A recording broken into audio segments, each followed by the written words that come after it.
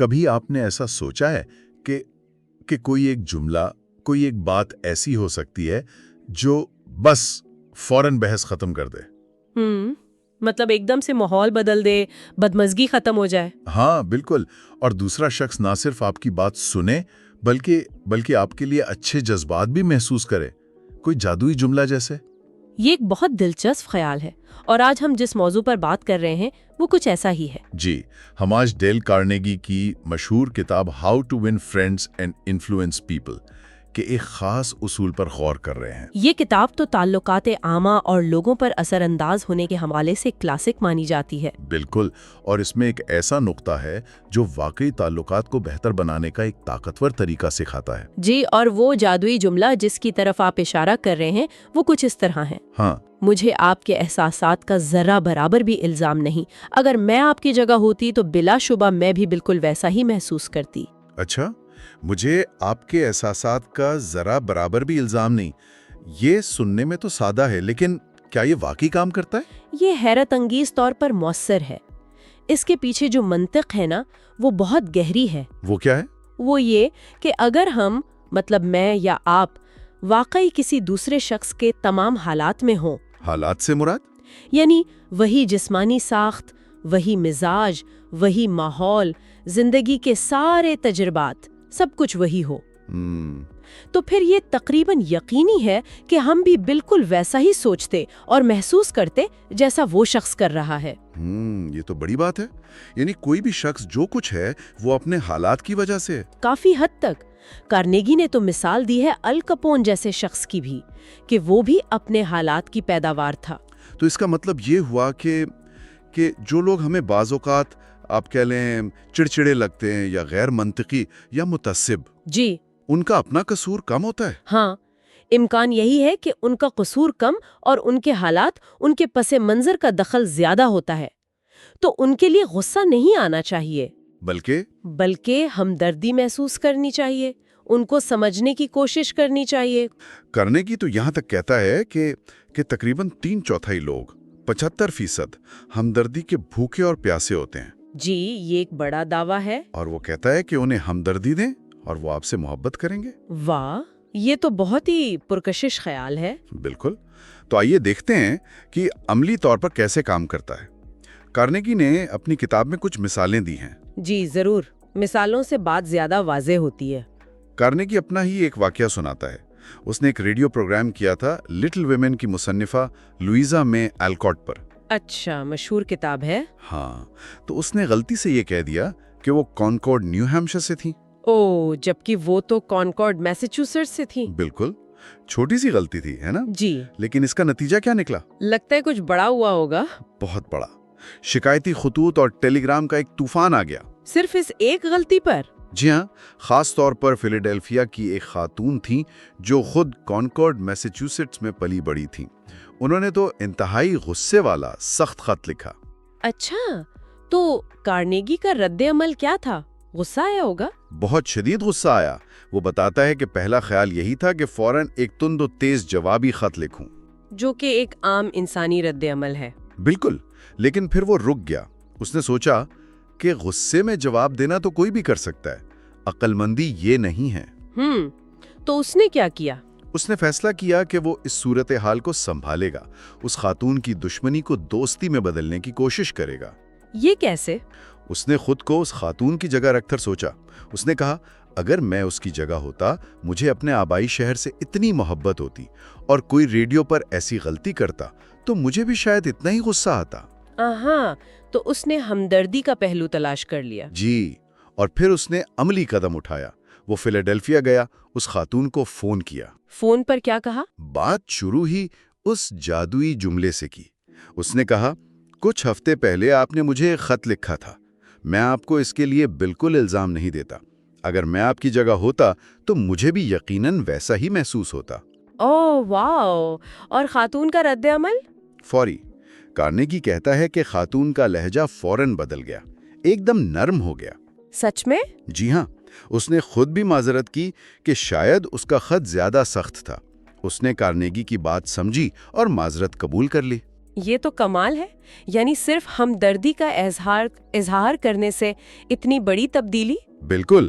Carnegie لکھتا ہے کہ اس گفتگو کے بعد اسے جو اطمینان اور خوشی ملی وہ غصے میں جواب دینے سے کہیں زیادہ تھی.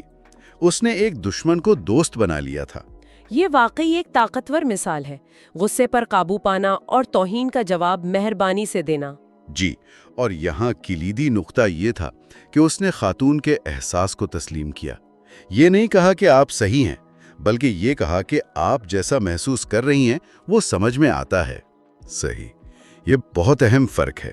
ایک اور مثال ہے صدر ولیم ہاورڈ ٹافٹ کی. وائٹ ہاؤس کا ماحول تو ظاہر ہے بہت مختلف ہوتا ہوگا. جی، وہاں تو روزانہ انسانی تعلقات کے امتحان ہوتے ہوں گے. ٹافٹ نے ایک واقعہ بتایا. ایک خاتون تھیں جو اپنے بیٹے کی کسی سرکاری نوکری کے لیے کئی ہفتے سے ان کے پیچھے پڑی ہوئی تھیں. اچھا، سفارشیں وغیرہ؟ ہاں، سینیٹرز، کانگریس مین سب کی سفارشیں لا رہی تھیں. لیکن صدر ٹافٹ نے کیا کیا؟ وہ عہدہ تکنیکی نوعیت کا تھا، تو ٹافٹ نے متعلقہ بیورو چیف کی سفارش پر میرٹ کی بنیاد پر کسی اور کو تعینات کر دیا. اوہو، تو خاتون کا رد عمل؟ ظاہر ہے سخت ناراض ہوئیں. انہوں نے صدر کو خط لکھا، کہا کہ آپ ناشکرے ہیں، میں نے آپ کی اتنی سیاسی مدد کی تھی وغیرہ وغیرہ. اس قسم کے خط کا جواب دینا مشکل ہوتا ہوگا. جی، ٹافٹ لکھتے ہیں کہ پہلا خیال تو یہی آیا کہ اس خاتون کو ذرا اس کی اوقات یاد دلائی جائے. تو کیا انہوں نے جواب لکھا؟ ہاں، انہوں نے غصے میں جواب لکھا بھی. لیکن انہوں نے اسے فوراً بھیجا نہیں. یہ ان کی حکمت عملی تھی. کیا مطلب؟ انہوں نے وہ خط 2 دن کے لیے اپنی دراز میں رکھ دیا. 2 دن کے لیے کیوں؟ ان کا فلسفہ تھا کہ اگر آپ غصے میں لکھا ہوا خط 2 دن بعد ٹھنڈے دماغ سے پڑھیں تو آپ اسے کبھی نہیں بھیجیں گے. واہ، یہ تو بہت عملی مشورہ ہے. بالکل. 2 دن بعد انہوں نے خط نکالا اور اسے پھاڑ دیا. اور اس کی جگہ؟ اس کی جگہ ایک انتہائی شائستہ، ہمدردانہ خط لکھا. اس میں کیا لکھا؟ اس میں انہوں نے لکھا کہ میں آپ کی مایوسی کو سمجھ سکتا ہوں. ایک ماں کے طور پر آپ کے جذبات کی قدر کرتا ہوں، لیکن یہ تقرری ذاتی پسند ناپسند کا معاملہ نہیں. یہ تکنیکی قابلیت اور قواعد کے مطابق ہوئی ہے اور آپ کے بیٹے کے لیے نیک خواہشات کا اظہار کیا. یعنی پھر وہی اصول، ہمدردی کا اظہار. جی بالکل. پہلے ہمدردی، پھر اپنی پوزیشن کی وضاحت. اور اس کا نتیجہ؟ نتیجہ فوراً نکلا. خاتون کا غصہ ٹھنڈا ہو گیا. انہوں نے جواب میں اپنے پچھلے خط پر معذرت بھی کر لی. اچھا، لیکن کہانیاں ختم نہیں ہوئی؟ نہیں، اس میں ایک ڈرامائی موڑ بھی آیا. وہ کیا؟ کچھ عرصے بعد اسی خاتون کے شوہر کا خط آیا. ٹافٹ لکھتے ہیں کہ لکھائی وہی خاتون والی تھی. اوہ، اور خط میں کیا تھا؟ خط میں لکھا تھا کہ مایوسی کی وجہ سے خاتون اتنی بیمار ہو گئی ہیں کہ بستر سے لگ گئی ہیں. انہیں معدے کا کینسر ہو گیا ہے. ارے باپ رے! اور درخواست کی کہ اگر صدر پہلے والے امیدوار کو ہٹا کر ان کے بیٹے کو لگا دیں تو شاید خاتون کی جان بچ جائے. یہ تو بہت ہی جذباتی بلیک میلنگ لگ رہی ہے. لگ تو ایسا ہی رہا تھا. صدر ٹافٹ نے کیا کیا؟ انہوں نے پھر ایک خط لکھا شوہر کے نام. اس میں کیا تھا؟ کیا وہ مان گئے؟ نہیں مانے. انہوں نے پھر سے ہمدردی کا اظہار کیا، بیماری پر افسوس کیا، لیکن نہایت نرمی سے کہا کہ وہ اپنا فیصلہ نہیں بدل سکتے. تقرری میرٹ پر ہوئی ہے اور اسے واپس نہیں لیا جا سکتا. یعنی ہمدردی بھی اور اپنے اصول پر قائم بھی رہے. بالکل. اور پھر اصل امیدوار کی تقرری کی توثیق ہو گئی. اور اس بیمار خاتون کا کیا ہوا؟ یہی تو سب سے دلچسپ بات ہے. اس خط کے صرف 2 دن بعد وائٹ ہاؤس میں موسیقی کی ایک تقریب تھی. ہاں. اور صدر ٹافٹ اور ان کی اہلیہ کو سب سے پہلے آ کر سلام کرنے والوں میں کون شامل تھا؟ کون؟ کہیں وہی خاتون تو نہیں؟ وہی خاتون اور ان کے شوہر، دونوں حشاش مشاش. کیا بات ہے! یعنی وہ بیماری سب بہانہ تھا؟ لگتا تو یہی ہے، لیکن یہاں سبق یہ ہے کہ ٹافٹ کی حکمت عملی نے کام کیا. جی، ان کی حکمت عملی کیا تھی؟ ہمدردی، تاخیر، یعنی غصے میں فوراً رد عمل نہ دینا، اور اپنے فیصلے پر ثابت قدمی. اس نے انتہائی مشکل اور ڈرامائی صورتحال کو بغیر کسی بدمزگی کے سنبھال لیا. یہ واقعی ایک شاندار مثال ہے. اچھا، کاروبار کی دنیا میں یہ کیسے کام کرتا ہے؟ وہاں بھی بالکل اسی طرح. ایک مثال جے میلنگم کی ہے، جو اوکلاہوما میں ایلیویٹر اور ایسکیلیٹر کمپنی کے نمائندے تھے. جی. ایک بڑے ہوٹل میں ایسکیلیٹر کی مرمت ہونی تھی. 8 گھنٹے کا کام تھا. 8 گھنٹے تو کافی وقت ہے. ہاں، لیکن ہوٹل مینیجر بہت پریشان تھا. ہوٹل بہت مصروف تھا اور وہ مہمانوں کی وجہ سے 2 گھنٹے سے زیادہ ایسکیلیٹر بند نہیں کرنا چاہتا تھا۔ یہ تو ایک عام مسئلہ ہے، اکثر ہوتا ہے، بحث ہو سکتی تھی۔ بالکل، مینگم چاہتا تو بحث کر سکتا تھا کہ بھئی 8 گھنٹے تو لگیں گے، لیکن اس نے ایسا نہیں کیا۔ تو اس نے کیا کیا؟ اس نے سب سے پہلے مینیجر کے خدشات کو تسلیم کیا۔ اس نے کہا، رکیے، میں جانتا ہوں آپ کا ہوٹل کتنا مصروف ہے اور آپ مہمانوں کی تکلیف کم سے کم رکھنا چاہتے ہیں۔ آپ کی یہ فکر بالکل بجا ہے۔ یعنی پہلے ہمدردی؟ پہلے ہمدردی۔ پھر اس نے نرمی سے صورتحال سمجھائی۔ کیسے؟ اس نے کہا، دیکھیں، اگر ہم ابھی یہ 8 گھنٹے لگا کر مکمل کام نہیں کرتے تو خدشہ ہے کہ آگے چل کر کوئی بڑا مسئلہ ہو جائے اور پھر شاید ایسکیلیٹر کئی دنوں کے لیے بند کرنا پڑے۔ اچھا۔ اور وہ آپ کے مہمانوں کے لیے کہیں زیادہ تکلیف دہ ہوگا۔ ہاں، یعنی اس نے مینیجر کی ہی پریشانی کو استعمال کیا مہمانوں کی سہولت اپنی بات منوانے کے لیے۔ بالکل، اس نے مینیجر کی خواہش سے ہمدردی جتائی اور پھر بتایا کہ اس خواہش کو پورا کرنے کا بہترین طریقہ یہی ہے کہ ابھی 8 گھنٹے کی تکلیف برداشت کر لی جائے۔ اور مینیجر فوراً مان گیا۔ اس نے کہا، ہاں آپ ٹھیک کہہ رہے ہیں، 8 گھنٹے کی بندش کئی دنوں کی بندش سے بہتر ہے۔ دیکھیں، بغیر کسی بحث، بغیر کسی بدمزگی کے مینگم نے اپنی بات منوا لی، صرف اس لیے کہ اس نے پہلے دوسرے شخص کے نقطہ نظر کو سمجھا اور تسلیم کیا۔ جی، یہ ہمدردی کی طاقت ہے۔ ایک اور مثال تعلیم کے شعبے سے ہے۔ سینٹ لوئس کی ایک پیانو ٹیچر تھی، جوائس نورس۔ جی۔ ان کی ایک ٹینیج طالبہ تھی، بابی ایٹ۔ اس کے ناخن بہت لمبے تھے۔ پیانو بجانے کے لیے تو لمبے ناخن مسئلہ بنتے ہیں۔ بالکل۔ اب مسز نورس اسے براہ راست کہتی کہ ناخن کاٹو تو شاید وہ برا مان جاتی۔ ہاں، خاص طور پر ٹینیجر، وہ اکثر اپنی چیزوں پر فخر کرتے ہیں۔ جی، اور بابی ایٹ کو اپنے ناخنوں پر فخر تھا۔ تو مسز نورس نے کیا کیا؟ انہوں نے کیا حکمت عملی اپنائی؟ انہوں نے پہلے سبق کے بعد جب موقع مناسب دیکھا تو بہت پیار سے کہا۔ کیا کہا؟ انہوں نے کہا، بابیٹ، تمہارے ہاتھ بہت خوبصورت ہیں اور تمہارے ناخن بھی بہت پیارے ہیں۔ یعنی پہلے تعریف، پھر کہا، اگر تم واقعی اتنا اچھا پیانو بجانا چاہتی ہو جتنا تم میں ٹیلنٹ ہے نا، تو تم حیران رہ جاؤ گی کہ اگر تم اپنے ناخن بس تھوڑے سے چھوٹے کر لو تو یہ کتنا آسان اور تیز ہو جائے گا۔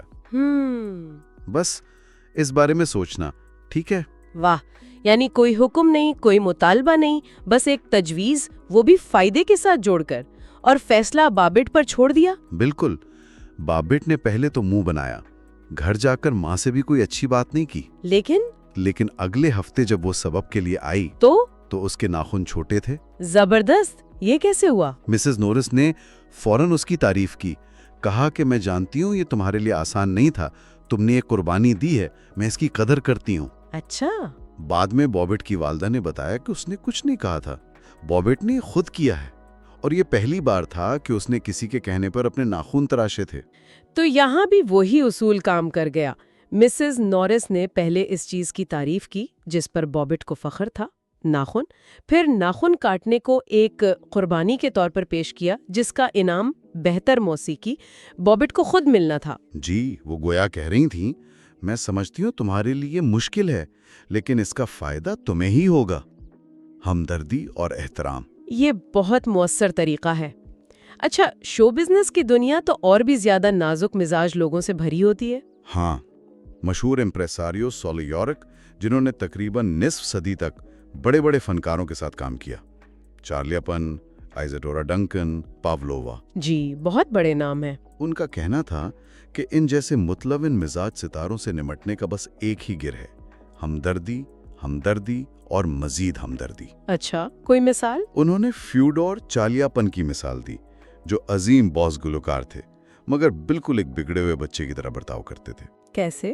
اکثر جس دن پرفارمنس ہوتی تھی اسی دن دوپہر کو فون کر کے کہتے، سول، میری طبیعت ٹھیک نہیں لگ رہی، میرا گلا تو جیسے کچا کیما ہو رہا ہے، میں آج رات گا نہیں سکتا۔ اوہو، یہ تو پروڈیوسر کے لیے ڈراونا خواب ہے۔ ایسے میں یورو کیا کرتے تھے؟ بحث کرتے تھے؟ وہ کہتے تھے، ہرگز نہیں، بحث سے بات بگڑتی، وہ فوراً ہمدردی کا مجسمہ بن جاتے۔ کیسے؟ فوراً بھاگ کر چالیاپن کے ہوٹل پہنچتے، انتہائی افسوس کا اظہار کرتے، او میرے غریب دوست، کتنا افسوس ہے، آپ بالکل ٹھیک کہہ رہے ہیں، آپ اس حالت میں کیسے گا سکتے ہیں، میں فوراً آج رات کا پروگرام منسوخ کرتا ہوں۔ پروگرام منسوخ؟ ہاں، اور ساتھ میں یہ بھی کہتے، اس سے آپ کو صرف چند $1000 کا نقصان ہوگا، لیکن یہ آپ کی قیمتی ساکھ کے مقابلے میں کیا چیز ہے۔ یہ تو الٹا نفسیاتی کھیل لگتا ہے، اتنی زیادہ ہمدردی کہ دوسرا خود ہی سوچنے پر مجبور ہو جائے۔ بالکل، چالیاپن یہ سن کر تھوڑا نرم پڑ جاتا، کہتا اچھا تم شام 5 بجے آ کر دیکھ لینا، شاید تب تک کچھ بہتر ہو جاؤں۔ اور 5 بجے؟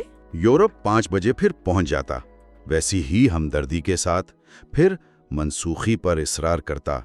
چالیاپن پھر کہتا نہیں، تھوڑی دیر بعد آ کر دیکھنا۔ اور آخر میں 7:30 بجے تک چالیاپن گانے کے لیے راضی ہو جاتا، اچھا، لیکن ایک شرط پر کہ یورک سٹیج پر جا کر اعلان کرے گا کہ چالیاپن کو شدید زکام ہے اور ان کی آواز ٹھیک نہیں ہے۔ اور یورک یہ کرتا تھا؟ یورک اس سے جھوٹا وعدہ کر لیتا تھا، کیونکہ وہ جانتا تھا کہ اس باس کو سٹیج تک لانے کا یہی واحد راستہ ہے۔ یعنی یہاں ہمدردی نے ایک ناممکن صورتحال کو ممکن بنا دیا۔ یورک نے چالیاپن کی شکایت کی وجہ نہیں پوچھی، بس اس کے احساسات کو فوراً مان لیا اور شاید حد سے زیادہ ہمدردی دکھائی۔ جی، جس سے چالیاپن کو وہ توجہ ملی جس کی اسے ضرورت تھی اور مسئلہ حل ہو گیا۔ یہ تمام مثالیں واقعی بہت کچھ سکھاتی ہیں۔ آخر میں ڈاکٹر آرتھر آئی گیٹس کی کتاب ہے ایجوکیشنل سائیکالوجی، اس کا ایک اقتباس ہے۔ جی، کیا کہتے ہیں وہ؟ وہ لکھتے ہیں ہمدردی کی خواہش انسانی نسل میں عالمگیر ہے۔ بچہ شوق سے اپنی چوٹ دکھاتا ہے، یہاں تک کہ ہمدردی حاصل کرنے کے لیے خود کو زخم یا خراش لگاتا ہے۔ اسی مقصد کے لیے بالغ افراد اپنی چوٹیں دکھاتے ہیں، اپنے حادثات، بیماریوں، خاص طور پر سرجیکل آپریشنز کی تفصیلات سناتے ہیں۔ حقیقی یا خیالی بدقسمتیوں پر خود رحمی کسی نہ کسی حد تک عملی طور پر ایک عالمگیر عمل ہے۔ تو یہ جو ہمدردی کی خواہش ہے، یہ بہت بنیادی انسانی ضرورت ہے۔ بالکل، تو ان تمام مثالوں سے کارنیگی، ٹافٹ، مینگم، نورس، یوروک اور ڈاکٹر گیٹس کے اس تجزیے سے یہی بات واضح ہوتی ہے کہ اگر آپ لوگوں کو اپنی سوچ کی طرف مائل کرنا چاہتے ہیں، ان کے ساتھ اچھے تعلقات بنانا چاہتے ہیں، تو ان کے خیالات اور خواہشات سے ہمدردی رکھنا بہت ضروری ہے۔ یہ صرف ایک اچھی بات نہیں بلکہ ایک انتہائی مؤثر حکمت عملی ہے۔ تو آج کی ساری گفتگو کا نچوڑ ڈیل کارنیگی کا اصول نمبر 9، دوسرے شخص کے خیالات اور خواہشات سے ہمدردی رکھیں۔ انگریزی میں کہیں تو۔ بالکل۔ اور جاتے جاتے ہمارے سننے والوں کے لیے ایک چھوٹا سا سوال چھوڑ جاتے ہیں۔ جی۔ اپنی حالیہ زندگی میں کسی ایسے اختلاف یا مشکل گفتگو کو یاد کریں جہاں شاید بات اتنی اچھی طرح ختم نہیں ہوئی۔ کیا اس صورتحال میں اگر آپ نے دوسرے فریق کے خیالات یا احساسات سے، چاہے آپ ان سے متفق نہ بھی ہوں، صرف تھوڑی سی ہمدردی کا اظہار کیا ہوتا تو کیا نتیجہ کچھ مختلف ہو سکتا تھا؟ یہ سوچنے کی بات ہے۔ بالکل۔ اگلی بار جب کوئی ایسی صورتحال آئے تو اس اصول کو آزما کر دیکھنے میں کیا حرج ہے؟ شاید وہ جادوئی جملہ واقعی کام کر جائے۔